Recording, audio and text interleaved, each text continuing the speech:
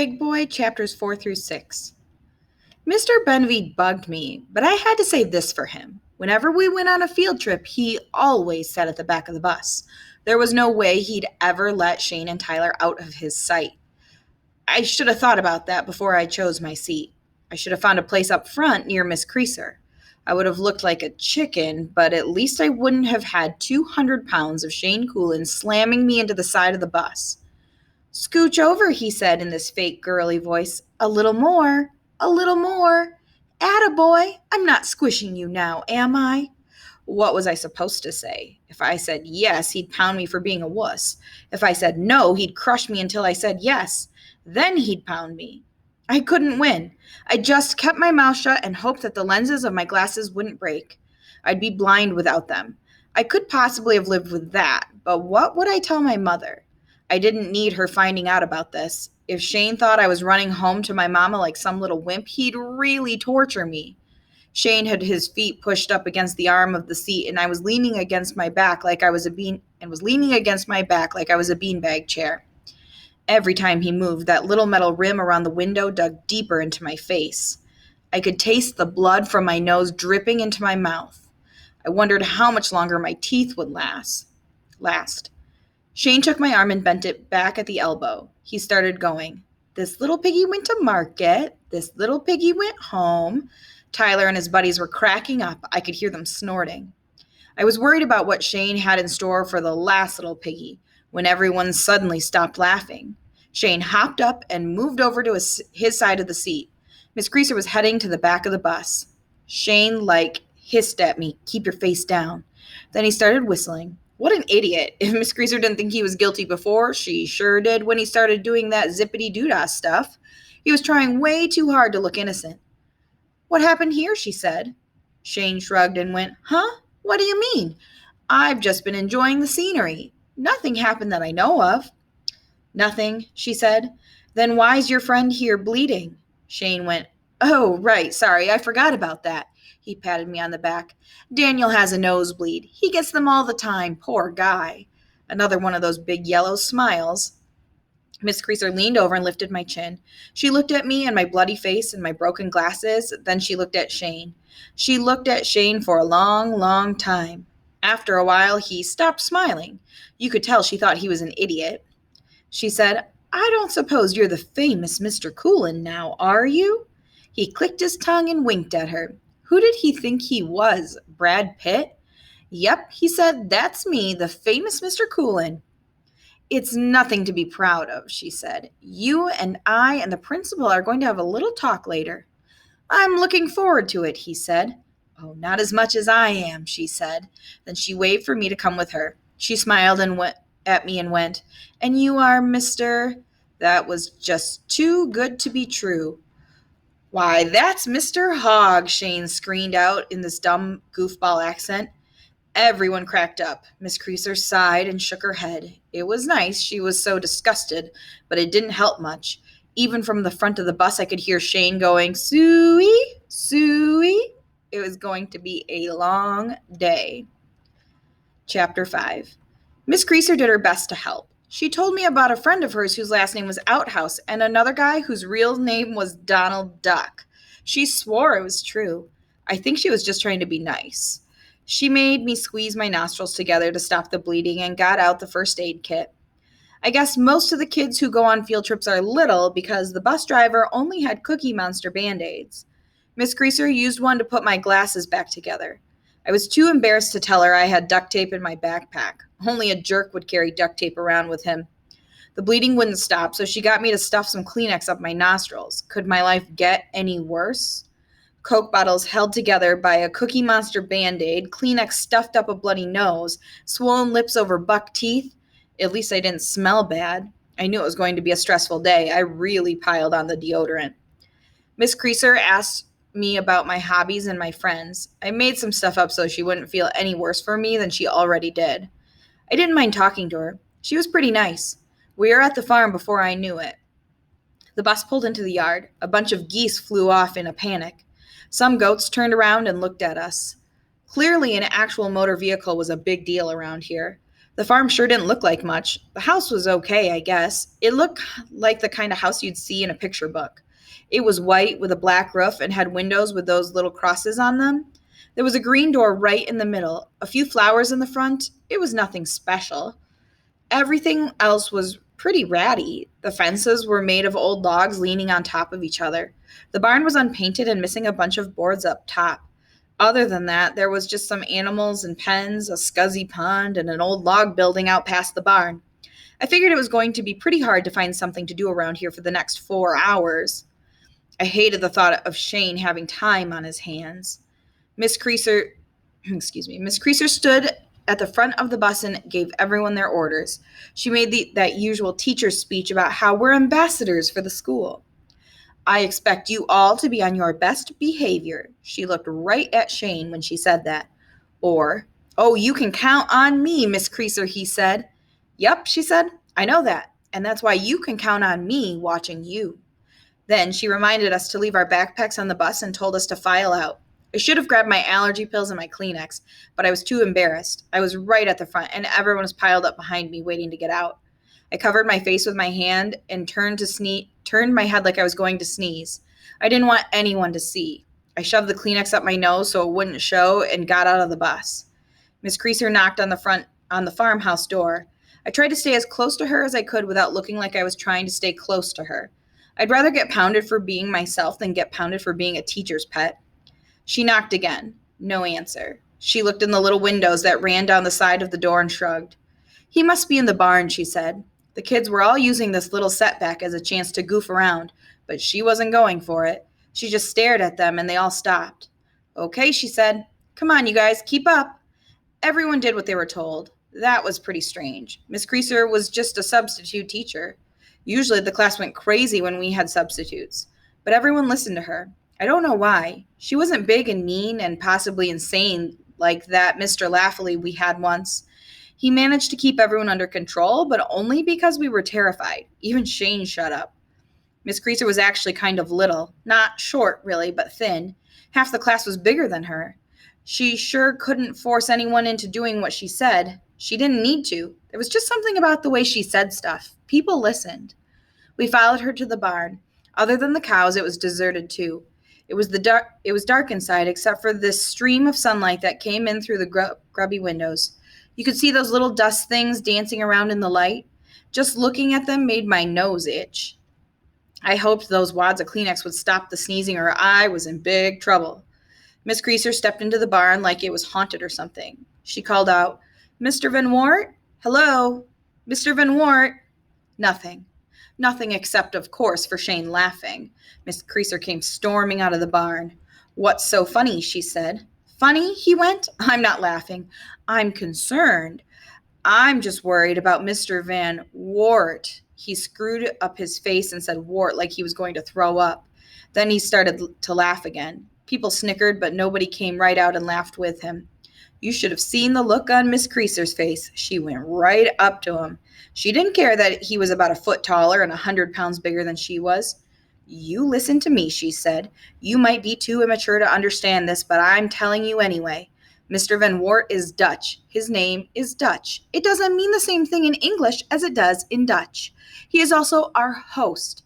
If you make one more of your silly jokes or so much as crack a smile when I introduce him, you will be very, very sorry. Have I made myself clear? Shane had a smirk on his face, but he didn't say anything. He just nodded. Miss Creaser turned to the rest of us. Mr. Van Wart might have a thick accent. If you have trouble understanding him, I'll try and step in. Got it? Okay now, best behavior, she said. She went around behind the barn. She was going, Mr. Van Wart, Mr. Van Wart. These big, fat, spotted pigs all started grunting and snorting like they were answering her. Shane knew better than to come right out and laugh, but I knew he loved it. I knew he loved the idea of hogs making gross noises and rolling around in their own manure. I'd hear all about it the next day for sure. There was no way he was going to let me forget it. He's not here, Miss Creaser said, and led everyone away from the pigs. She gave me this lame smile. I think she was kind of embarrassed for me. You know, that whole hog thing. She looked around. I don't see him in the field either, she said. If he's not in that log building over there, we may have to find something else to do today. There was a big whoop of excitement over that. She waved everyone quiet and started calling for Mr. Van Wart again. A couple of seconds later, the door to the log house opened. Everyone groaned. It wasn't just me. Miss Creaser swung around, ready to clobber us. We shut up. She turned back. Mr. Van Wart, she said. He locked the door behind him. Then he said, Who are you? He looked kind of mad, and he didn't look much like a farmer either. I expected some old guy in a straw hat and overalls. He had the overalls, but he wasn't old. He looked like he was in his 30s. His head was shaved. He had tattoos on his knuckles. I don't know why I was surprised. I mean, who says farmers can't have tattoos? But I was. I'm Miss Creaser. I'm sorry. You must have been expecting Mr. Benvey, she said. He would have loved to come, but he's got the flu. The guy didn't say anything. No, that's too bad, or give him my best, or anything like that. Mr. Benvey said they were friends, but the guy looked like he couldn't care less. After a while, Miss Creaser just started talking again. The class has been learning about traditional agriculture, and we're all thrilled that you invited us to tour your farm. That was stretching it a bit. I mean, I, for one, was not thrilled to be there. She smiled at him again. He just nodded. How did you get here? He said. By bus, Miss Creaser said. You could tell she was wondering what she'd gotten herself into. How long are you staying? He said. Well, we have to be back at the school by 3:15, so we'll leave about 2 o'clock. The guy nodded again. He looked at us. He looked at the bus. He chewed on a wad of something. He didn't say anything for a long time. It was like he was figuring out what to do with us. He spat. Okay, he said after a while. Let's go. He finally smiled. At least he was trying. His tour really sucked. I thought at first that it was a language thing, but after a while I realized that wasn't the problem. He didn't have an accent. He spoke English as well as we did. We walked through the barn. He was going, This is a shovel, that's a pitchfork, that's a cat. Seriously, that's what he was doing. I mean, how stupid did he think us city kids were? Like we wouldn't know what a cat was? Everyone was rolling their eyes and sighing. Miss Creaser glared at us. She tried to make the tour more interesting. We walked by these cows, and she asked how old they are when they started producing milk. The guy went, 18. Miss Creaser said, Really? 18 years old? I didn't think cows lived that long. She was just surprised. She didn't say he was lying or anything, but he swung around with this look on his face like he wanted to kill her. What? He went, You don't think I know what I'm talking about? That what you're saying? Huh? He swore under his breath. We all heard him. We were totally shocked. You don't talk to Miss Creaser like that. Everyone went quiet and just stared at the guy. Miss Creaser was all red in the face. She was smiling, but it wasn't a nice smile. She said, Excuse me, Mr. Van Wart, do you mind if we talk outside for a moment? I wouldn't have wanted to go outside with that guy, but Miss Creaser held the door open like he was a kid in trouble. They both left. She closed the door behind her. All I could think about was getting stuck here in the dark with Shane and that pitchfork. Everyone was buzzing about how Miss Creaser was really going to give it to Van Wart. I hoped that would keep Shane occupied until she got back. I edged closer to Anna McCrae just in case. She's the nicest girl in class, and pretty too. Shane usually tried to act halfway human around her. They were gone a long time. Shane had just made his first hog joke. Anyone feel like a pig roast when the door opened? The guy walked in. He was all red in the face. I figured he was embarrassed about being such a jerk. Your teacher isn't feeling well, he said. I'm in charge now. He smiled. Now we can have some real fun, he said. Chapter 6.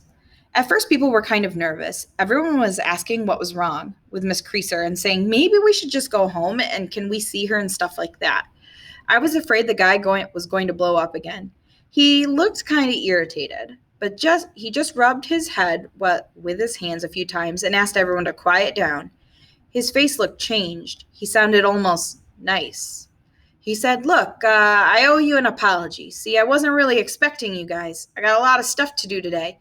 I got a little stressed out when you showed up. He gave this weird shrug. I almost felt sorry for him. You could tell it was hard for him to say that stuff. He looked at the ground and just sort of blurted the rest out. I apologized to your teacher and promised to manage my anger better. She thanked me and everything was going good, but then she didn't feel so hot anymore. I told her, Don't worry, I'll look after you guys. She thought that was real nice. He looked up and smiled. He had a gold tooth. We'll let her lie down for a while, he said, and then why don't we... I never found out what he planned to do with us. Before the guy could say another word, my allergies kicked in. kicked in big time. I'd been trying my best not to sneeze, but there was so much hay and dust and grossness in that barn that I knew it was going to happen sooner or later. I tensed my whole body. I squeezed my nostrils together. I held my breath and scrunched up my face. It didn't do any good. The sneeze was like a rocket. It started in my gut and worked its way up my back and into my eyes and nose. I couldn't hold it anymore. It exploded out my face. It was so loud, these girls screamed as if they were being attacked by a pit bull. The worst thing was those wads of Kleenex shot right across the barn like two bloody little bullets. For a second, nobody could figure out what had happened.